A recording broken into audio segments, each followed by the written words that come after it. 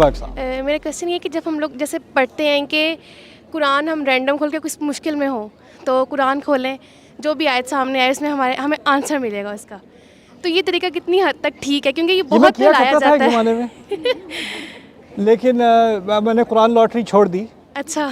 क्योंकि ये बहुत जगहों पे आता है कि आप मुश्किल में हैं, आप रैंडम कुरान खोलें, जो नहीं, आयत बहुत सामने जगहों पे नहीं आएगी। आती, आपकी फीड में आता है।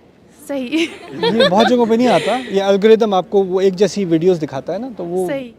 वो तो वो ऐसा नहीं करना चाहिए वो कि मीन्स कदर आप से नहीं आ रहा, मुश्किल वो में, इंस्टाग्राम से आ रहा है। मतलब मुश्किल में कुरान खोलें, और ऐसा नहीं करना चाहिए। नहीं करना चाहिए, आप कुरान खोलें अच्छी बात है, लेकिन असल में कुरान से रिश्ते की जो हमारी बुनियाद है ना, वो ये नहीं है कि वो हमारे मसाइल का हल निकालेगा जिस तरह से हम उसको समझ रहे हैं।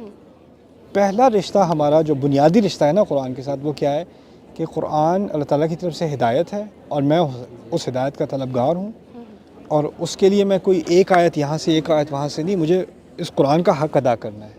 जो इंसान कुरान का हक़ अदा करना शुरू कर देता है ना, तो फिर अल्लाह ताला उसकी मुश्किलों को आसान खुद ही से करना शुरू कर देता है, और फिर आपके जहन में, आपके दिल में वो आयत आ जाती हैं जिनकी आपको उस वक्त ज़रूरत होती है, सर्च आपको करने रैंडम पे। पेज खोलने की या रैंडम ऐप खोलने की, और बिल्कुल एग्जैक्टली। उसकी ज़रूरत नहीं पड़ती, क्योंकि आपका एक जेन्युइन ताल्लुक़ है कुरान के साथ। क्योंकि इस किस्म का जो ताल्लुक़ होता है ना कुरान के साथ, ये बहुत शैलो किस्म का ताल्लुक़ है ना, तो कुरान का हक़ बनता है कि हमारे साथ उसका एक गहरा ताल्लुक़ हो, और वो नहीं होगा जब तक हम उसके साथ टाइम नहीं गुजारेंगे। बिल्कुल एग्जैक्टली। राइट। ठीक है, थैंक यू सो मच। फिर ऐसा है कि वो जो जनरल होता है वो